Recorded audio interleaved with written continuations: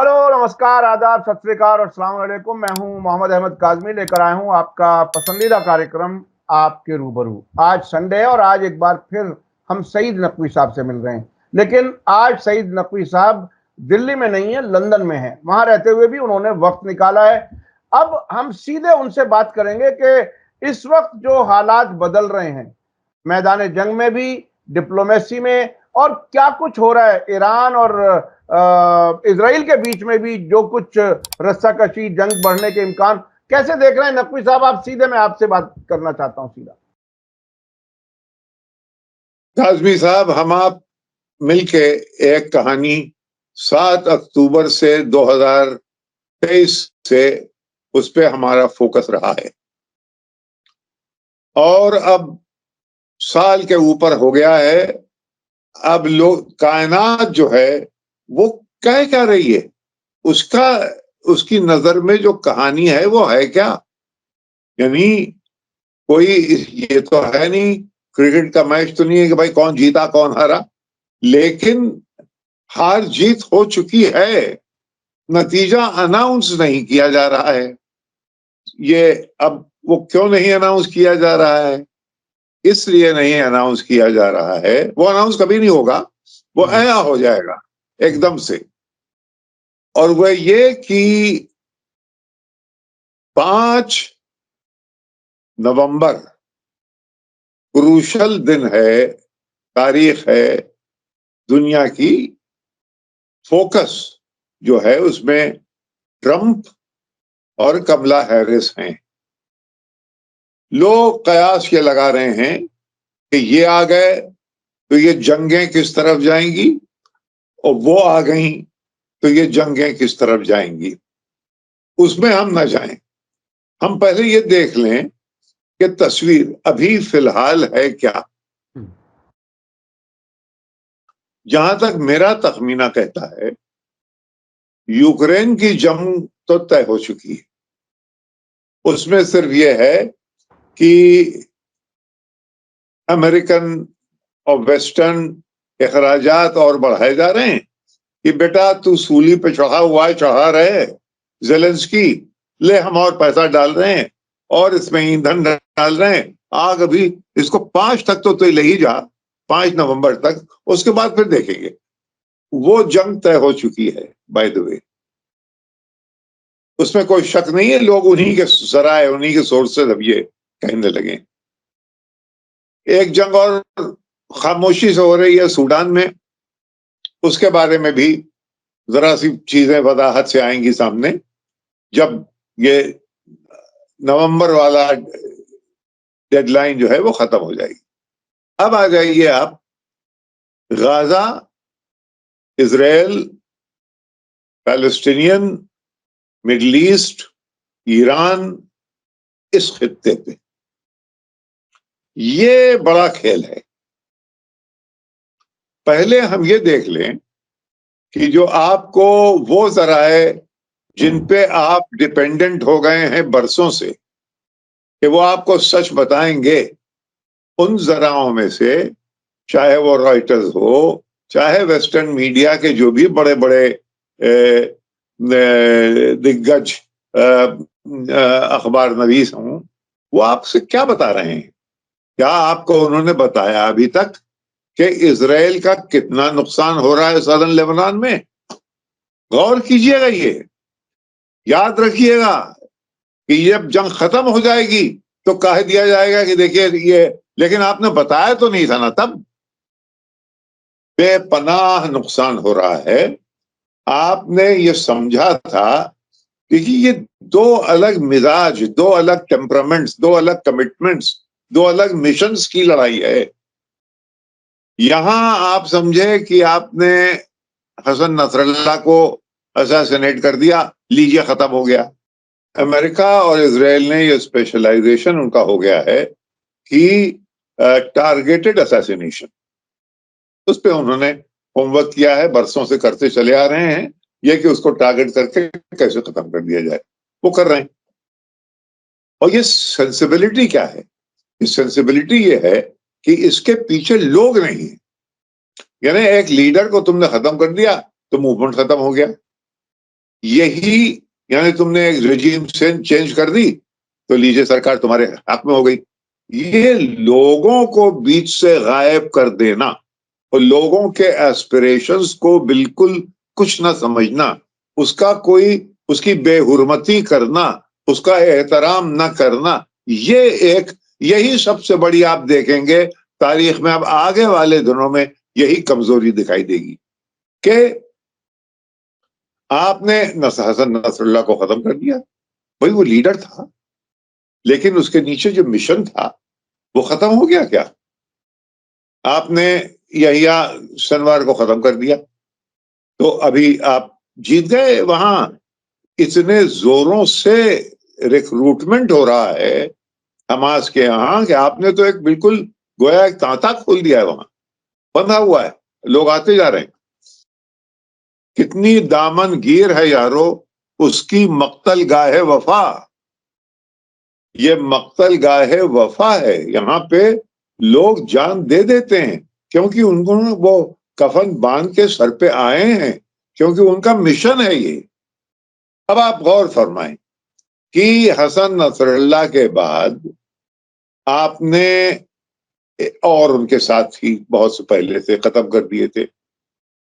अब ये हैं कौन लोग, ये रहते कहाँ हैं?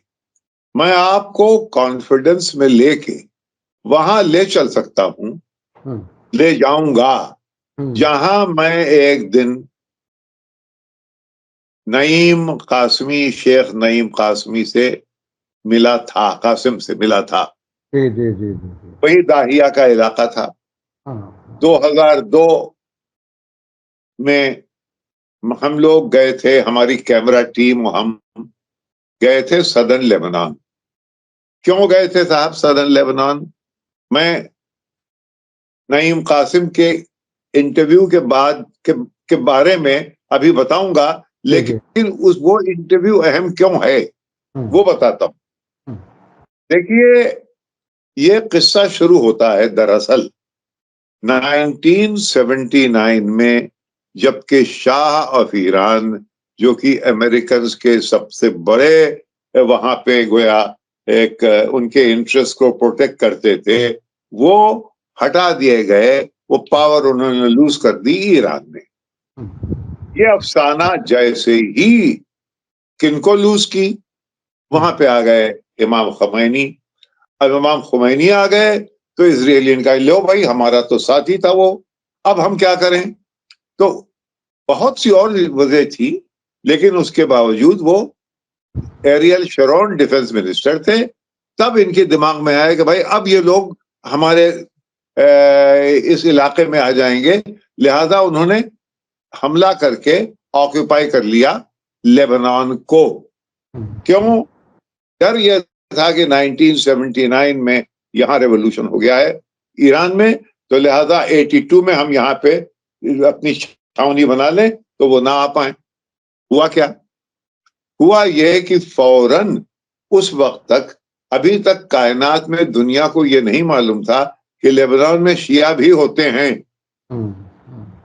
अब एकदम से मालूम हुआ कि ये शिया जो है, वहां का जो निजाम है, वहां की जो कॉन्स्टिट्यूशन है, उसके हिसाब से वहां का प्रेसिडेंट मैरोनाइट क्रिश्चियन होता था, वहां का प्राइम मिनिस्टर सुन्नी होता था, और वहां का जो स्पीकर था मजलिस का, असेंबली का, वो शिया हुआ करता था।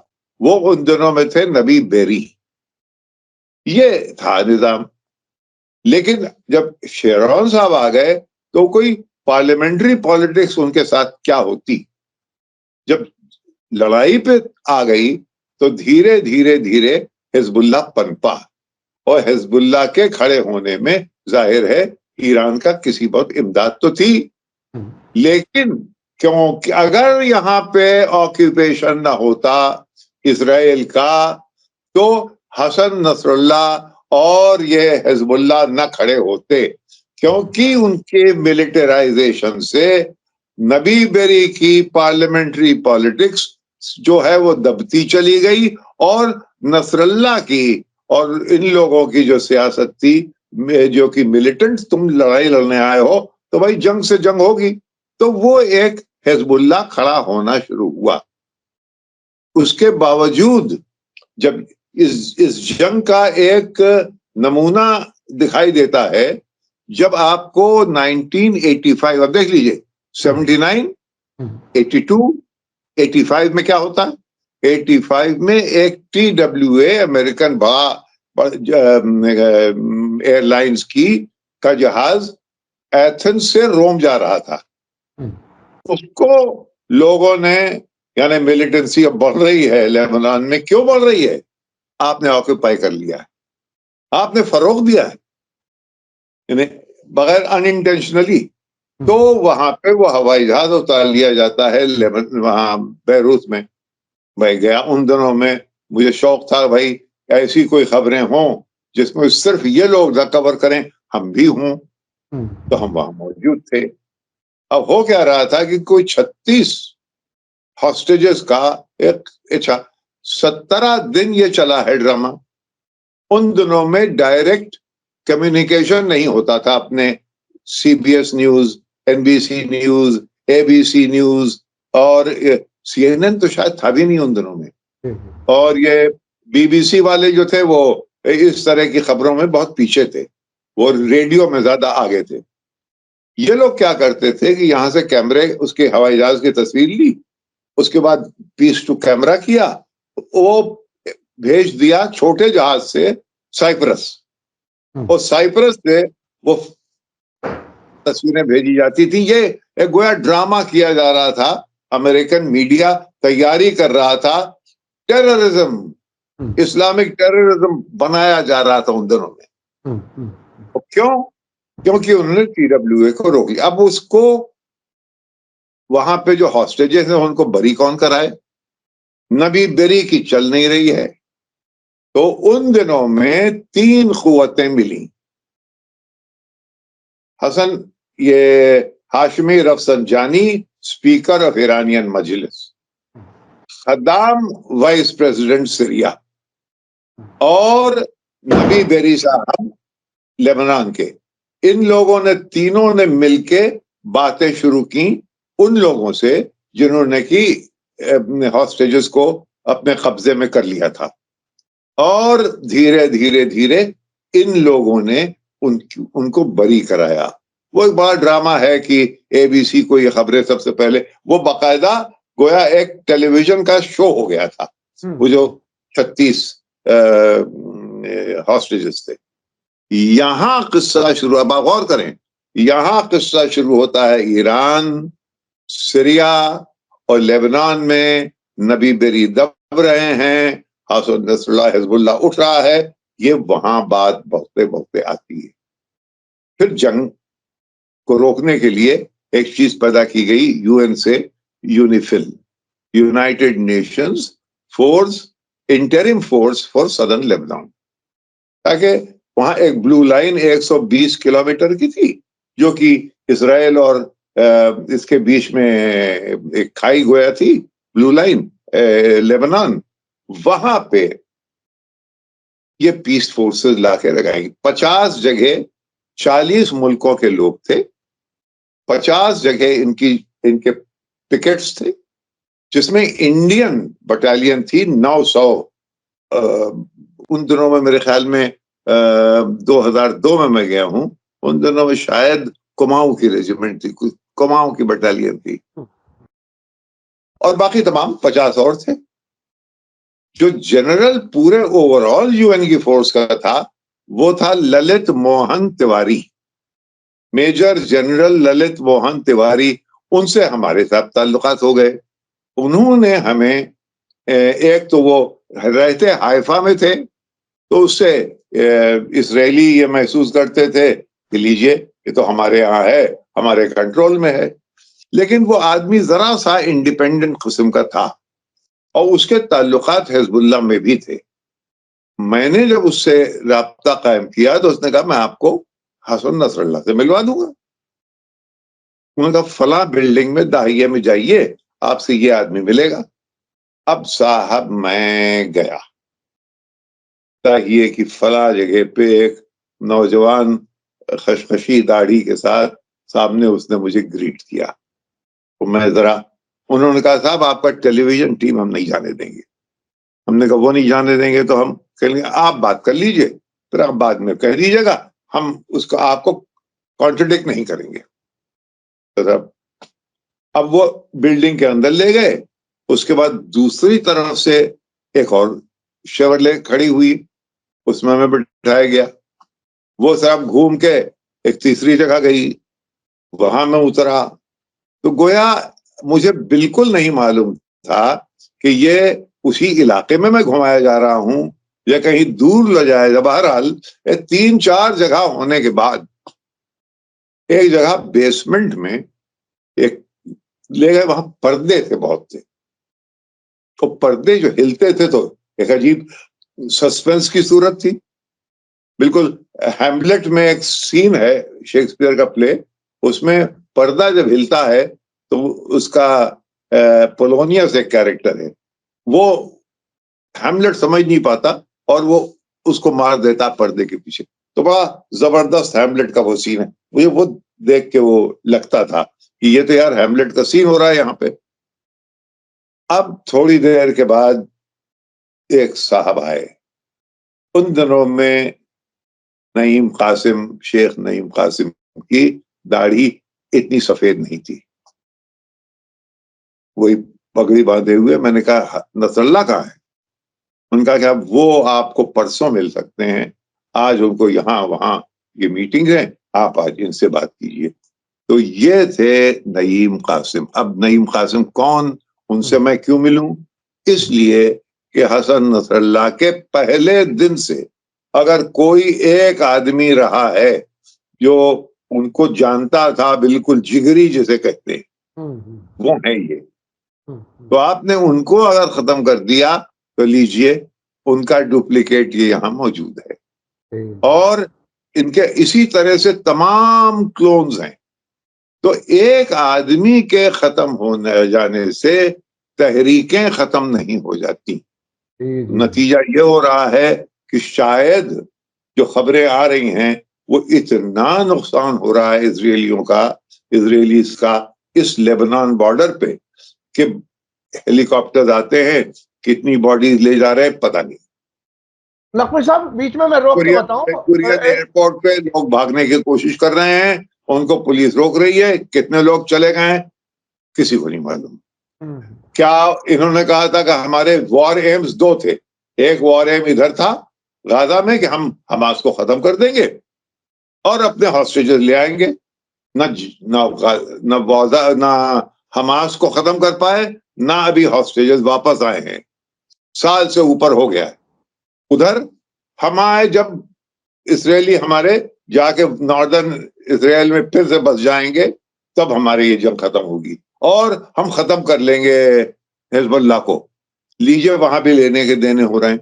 तो ये होने वाला ये भाई साहब कि ये इसराइल, तो अब आप तस्वीर बन क्या रही है? फर्ज कीजिए अभी दुनिया सर अपना रेत में डाले हुए ये सोच रही है कि क्या होगा, और जो हो गया है वो ये है। और नकवी साहब, अब याद रखिएगा काजी साहब, पहले दिन आपसे क्या कहा था, ये इजराइल का लास्ट हुर्रा है। ये आखिर इसके बाद ये हरकतें, ये हुकूमत, ये ज़ायनिज़्म न कर पाएगा। यही। अच्छा नकवी साहब मैं आपको बताऊं कि मेरी आज ही बैरूत में बात हुई। एक कंप्यूटर पे काम करने वाला हिंदुस्तानी है जो बैरूत में यूएई एम्बेसी के आसपास, एयरपोर्ट के आसपास रहता था, जो आजकल किसी 45 किलोमीटर की दूरी पर बैरूत से पहाड़ी किसी गांव में रह रहा है अपनी सिक्योरिटी के लिए। लेकिन वो आदमी बता रहा है बार बार कि असल में तो इजराइल जंग नहीं लड़ रहा है, अमेरिका जंग लड़ रहा है। अमेरिका के जहाज, अमेरिका का सब कुछ पहुंच रहा है। अगर अमेरिका एक दिन भी हम उसमें शामिल ना हो तो खत्म हो जाए। ये बात हम पहले से भी जानते थे खैर। लेकिन जो एक बात उसने बताई कि लेबनान के आम तौर पर लोग, उसमें सिर्फ शिया नहीं सभी लोग, उनको डर नहीं है, बिल्कुल जंग का बिल्कुल खौफ नहीं है। मार्केट में तमाम सप्लाई नॉर्मल है। कोई चीजें महंगी नहीं हुई हैं लेबनान के अंदर। ये बात बैरूत में रहने वाला आदमी मुझे बता रहा है, जो चंद किलोमीटर की दूरी पर दाहिया है, जहां इतनी बड़ी मुसीबत आई हुई है। तो वहां लोग बिल्कुल नहीं डर रहे। और खबरें आ रही हैं, एक अपोजिशन लीडर यार लेपिड ने कहा कि 12,000 कैजुअलिटी हैं, यानी मरने और जख्मी होने वाले फौजियों की तादाद इजराइल के 12,000 पहुंच चुकी है। और उसने इस हद तक कहा कि जिनको समझ नहीं आता तो उन्होंने अस्पतालों का नाम दिया, इन अस्पतालों में जाकर के डेटा कलेक्ट कर सकते हैं। तो एक तरफ तो हिजबुल्लाह इस तरह से लड़ रहा है, दूसरी तरफ ताजा खबर यह है कि हमास कोई भी बगैर पूरी परमानेंट जंगबंदी के टेम्परेरी जंगबंदी कबूल करने के लिए तैयार नहीं है। और वो साथ साथ ये भी कह रहा है कि इजरायली फौजों को गाजा से वापस जाना पड़ेगा। तो ये जो दूसरी तरफ तो बड़े बड़े टारगेट लेके बैठे हुए थे, लेकिन पिटाई हो रही है बहुत अच्छे से।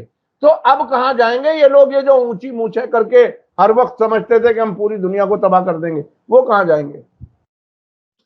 मैंने आपसे पहले भी कहा था और कई दफे कहा है ये हाँ, कि 7 अक्टूबर को जब यहिया सिनवर और उनके तमाम साथियों ने जो किया, जो प्रोवोकेटिव एक्शन इसराइल के खिलाफ लिया गया उस दिन, वो इसलिए नहीं था कि वो इसराइल को पीट लेंगे और जंग जीत जाएंगे। वो बिल्कुल यही ट्रैप बनाया गया था। वो जानते थे कि इसराइल रिटेलिएट करेगा और उस रिटेलिएशन के लिए वो तैयार थे, लेकिन इस हद तक जेनोसाइड चली जाएगी, यानी इसका भी उन्होंने कोई अंदाजा लगा लिया होगा कि ये भी, यानी बताइए कोई 2-2.5 लाख लोग मर गए, ये 50-60 हजार के ऊपर न जाइए। ये तो डायरेक्ट बमबारी से लोगों को मौतें हुई हैं, ये तो वो है। लेकिन डेब्रीज के नीचे कितने हैं, अस्पतालों में कितने बीमारी में मर गए हैं, कितने फाकों से मर गए हैं, कितनी दवा के बगैर मर रहे हैं, उनकी कोई तादाद नहीं है अभी। वो बल्कि एक पहले बता चुका हूं कि लैंसेट की एक ये स्टडी थी अब से 2.5 महीने पहले, 1,86,000, उसको और लोगों ने तरमीम किया कि ये 2.5 लाख, यानी 2.5-3 लाख लोग मर गए यहाँ। उधर भी यही हाल होगा। तो जान तो दे रहे हैं, लेकिन अभी ये है कि भाई जरूरी नहीं है। हाँ, तुम्हारे पास बहुत वो है, असलहे हैं, तुम्हारे पास अमेरिका बहादुर है। और अमेरिका बहादुर इतना ज्यादा क्यों बजिद है कि भाई हर तरह से मदद क्यों कर रहा है? 2 वजह। एक तो यह कि अमेरिका बहादुर के ऊपर इजराइल लॉबी का बहुत बड़ा प्रेशर है। अमेरिकी प्रेसिडेंट, अमेरिकी पेंटागन, स्टेट डिपार्टमेंट, लैंगले, जहां इंटेलिजेंस एजेंसीज हैं, ये कुछ नहीं कर सकती जब तक पल्वराइज है ये इजराइल लॉबी के सामने। वो सब कुछ मैंने, एक तो ये है। और दूसरा ये है कि अगर यूक्रेन तो गया, उससे पहले आप सबने देखा अफगानिस्तान कैसे गया, उससे पहले आपने ये देखा इराक में क्या हुआ, उससे पहले आपने देखा कि आप खत्म करने वाले थे बशार अल असद को, अभी तक वो मौजूद है, आप ये देख रहे थे। तो आपने तब से अब तक पाया क्या? डिस्ट्रॉय, मुल्कों को आपने डिस्ट्रॉय कर दिया, लेकिन नेशनलिज्म जो है, नेशंस को डिस्ट्रॉय करने की सलाहियत मिलिट्री इंडस्ट्रियल कॉम्प्लेक्स के पास है। वो बड़े बड़े बम दे देंगे, आप वो गिरा दीजिए। और ड्रेसडन की प्रैक्टिस तो आप तब से दूसरी जंग अजीम से किए हुए हैं कि कैसे बर्बाद कर दिया जाता है शहर, कैसे पॉपुलेशंस। लेकिन जंग जीतने के लिए बूट्स ऑन द ग्राउंड की जरूरत होती है, सोल्जर्स की जरूरत होती है, इन्फेंट्री की जरूरत होती है, आर्टिलरी की जरूरत होती है। वो जब आपने ये तय कर लिया अमेरिका ने कि हम बूट्स ऑन द ग्राउंड नहीं रखेंगे और हम जंगे जीत लें, तो वो आप क्या कर रहे हैं कि आप अपनी मिलिट्री इंडस्ट्रियल कॉम्प्लेक्स को कि बिजनेस तो चालू रखे की हुए, लेकिन ये कि कोई विक्ट्री या उसका कोई सामने नमूना दिखाई दे नहीं रहा है। आप चाहते क्या? आपको 1990-91 में आपका सोल सुपर पावर मूवमेंट आया था, जबकि सोवियत यूनियन गिरा था और आप सोल सुपर पावर हो गए थे। वो लेमन ब्रदर्स 2008 तब से नीचे गिरता चला जा रहा है। ये वेस्टर्न कैपिटलिज्म का जो कॉन्ट्रडिक्शन है वो दिखाई दे रहा है, वो गिरता चला जा रहा है। इस वक्त परेशानी ये है कि अमेरिका की हेजेमनी तो गई, यानी 2 साल पहले इसने मैक्रोन ने अपने तमाम अफसरों को बुला के अनाउंस कर दिया था कि भाई 400 साल की जो हमारी ओवरऑल डोमिनेंस थी वो अब जा रही है, आप लोग नई दुनिया के लिए तैयार हो जाइए, तब कहा था उसने। तो ये है, किसी तरह से उसको रोको, क्योंकि चीन और ये ब्रिक्स और रूस और ईरान और ब्राजील और साउथ अफ्रीका और उसमें इंडिया किधर है? इंडिया का मामला बड़ा अजीब है, दोनों तरफ कुव्वत दिखाई दे रही है। इसमें इंडिया को भी अब सोचना पड़ेगा कि वो एक डिक्लाइनिंग पावर का हाथ पकड़े रहे या एक जो राइजिंग पॉपुलर मूवमेंट है ग्लोबल उस तरफ बढ़े, या मेरे ख्याल में कॉशन तो समझ में आता है कि ये भी ठीक, ये भी, इनसे भी कोई बैर नहीं और उनसे भी दुश्मनी नहीं, ये ठीक है, लेकिन उसमें बैलेंस कैसे, तवाज़ुन कैसे रखा जाए कि इन हिंदुस्तान के सेल्फ इंटरेस्ट को नुकसान ना पहुंचे। जी हाँ, ये बड़ा सवाल है। खुद एस जयशंकर हालांकि बड़े मंझे हुए डिप्लोमेट हैं, कभी कभी वो बहुत अच्छी बातें भी करते हैं, आपने कई बार उनको अप्रिशिएट भी किया है। अभी एक चीज की तरफ मैं और आपको तवज्जो दिलाना चाहता हूँ। इराक, ये जो ईरान पर हमला हुआ है उसमें एक खबर ये आई है कि इजरायली, अमरीकी, ब्रिटिश और फ्रेंच जहाज 25 दिन, यानी हमले से पहले 25 दिन तक बाकायदा इराकी फिजा में थे, ईरान के खिलाफ जंग की तैयारी कर रहे थे। ये कैसे हो गया? बिल्कुल, क्या बगदाद में जो सरकार है वो इतनी कमजोर लागर है कि उसकी फिजा में कोई भी कुछ कर जाए? अमरीकियों से कई बार कह चुके कि तुम चले जाओ, हमारी जान छोड़ो, तुम जाओ, लेकिन अमरीकी जाने को तैयार नहीं होते। उनकी उनकी छावनियों पर हमले होते रहते, तब भी नहीं जाते। ये अमरीकी इतने ढीठ बने हुए वहां क्यों बैठे हुए हैं? और क्या कुछ है? क्या ईरान को कमजोर करने के लिए अपनी मौजूदगी, क्या क्या कुछ है? नहीं, लेकिन अब तो देखिए, जाहिर है तंजीम तो वही है, ऑर्गेनाइजेशन वही है, एस्पिरेशन वही है कि भाई इन सब से घेर के ईरान जो है वो है सोर्स इन सारी हमारी मुश्किलों का इस इलाके में, लिहाजा उसको कमजोर करो। अब उसमें कमजोर करने के लिए अगर इन बगदाद की हुकूमत में ही कुव्वत होती तो कासिम सुलेमानी को एक तंजीम ऐसी ना मजबूत करना पड़ी होती जो कि सिर्फ रेजिस्टेंस के लिए है, जो फोकस्ड है सिर्फ इसराइल के मामलात पे, जो फोकस्ड है अल कुद्स पे, जो फोकस है जिसका कि भाई ये जो फलस्तीनियों का मामला है इसको गिव अप मत करना, ये है। वरना अगर बगदाद की हुकूमत, भाई नूरुल मलकी ने बहुत, प्राइम मिनिस्टर थे, उन्होंने बहुत कोशिश की कि अमेरिकन की जो वो एग्रीमेंट होता है कि इनकी फोर्सेस यहाँ रहें, वो ना दस्तखत किए जाएं, तो ये हुआ कि साहब इनको हटाया जाए। उनके दौर में अमरीकी फौजें सब वापस चली गई थी। बाद में वो दहशतगर्दी वाली कहानी चलाई उन्होंने, ISIS वाली। ये यानी इराक दुनिया का पहला मुल्क इराक था जो पहले तयशुदा शेड्यूल पर अमरीकी फौजों को वापस जाना पड़ा, और उन्हें मजबूर करने में अल मालिकी का बड़ा रोल था, जिनको बाद में हटना पड़ा। अच्छा, एक चीज और हुई है, अभी ताजा खबर ये आई है कि मिस्र का अलेक्जेंड्रिया जो पोर्ट है वहां पर जर्मन का एक जहाज जाकर के रुका है, डॉक किया है, जिसमें इजराइल को एम्यूनिशन, हथियार ले जाते हुए वो वहां रुका है।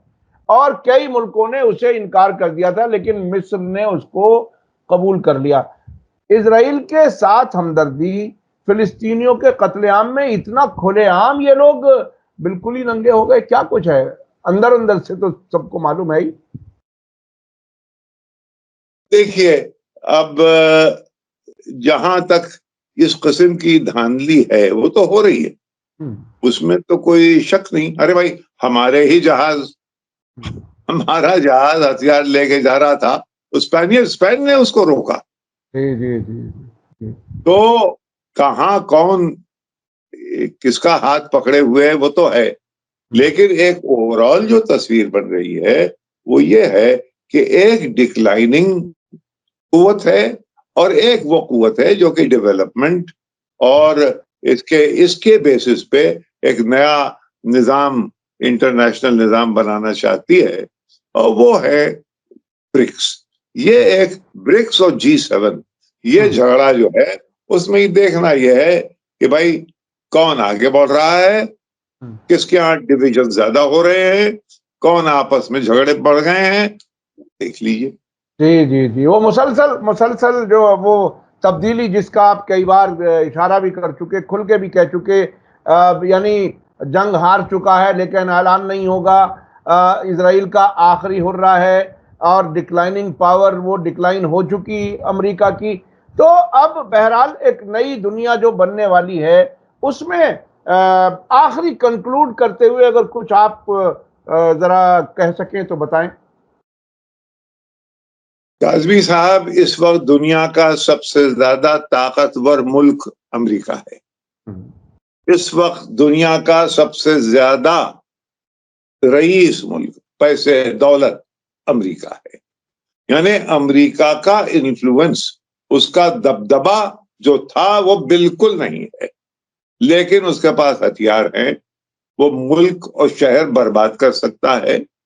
उसके पास इतनी दौलत है कि वो ज़ेलेंस्की ऐसे 10 को बाकायदा, वो दिवाली में हमारे यहाँ जुआ खेला जाता है, ब्लफ, फेंके जाओ पैसा, अगला आदमी आखिर पे घबरा के चाल गलत चल जाएगा। तो ये पैसा इनके पास बहुत है, ये चलाए जा रहे हैं।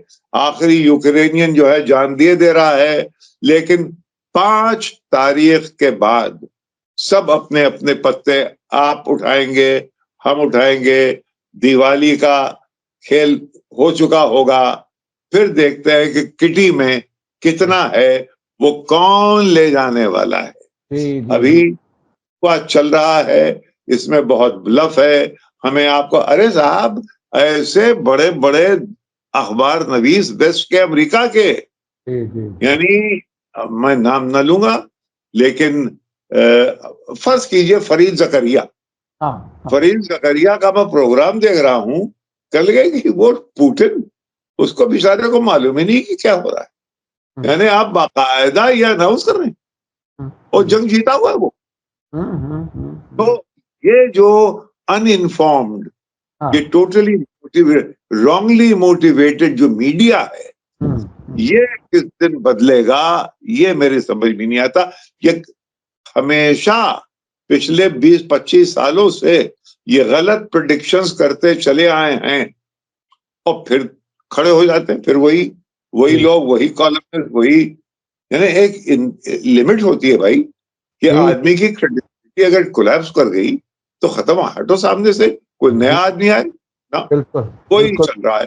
फरीद जकरिया और कई नाम हैं, बड़े इंपॉर्टेंट रहे हैं, बड़े सेलिब्रिटी रहे हैं, अच्छे जर्नलिस्ट माने जाते रहे, लेकिन उनकी भी हकीकत अब ये है, ऐसा लगने लगा जैसे खुफिया एजेंसियां सरकारों को चलाती हैं और वही मीडिया को चलाती हैं जैसे चाहते हैं। अब तो बिल्कुल बगैर सोर्स के खबरें लिखने का बड़ा फैशन चल रहा है, जैसे कि वो बहुत ही कहीं से वही आई है उनके पास और वो फौरन लिख देते हैं।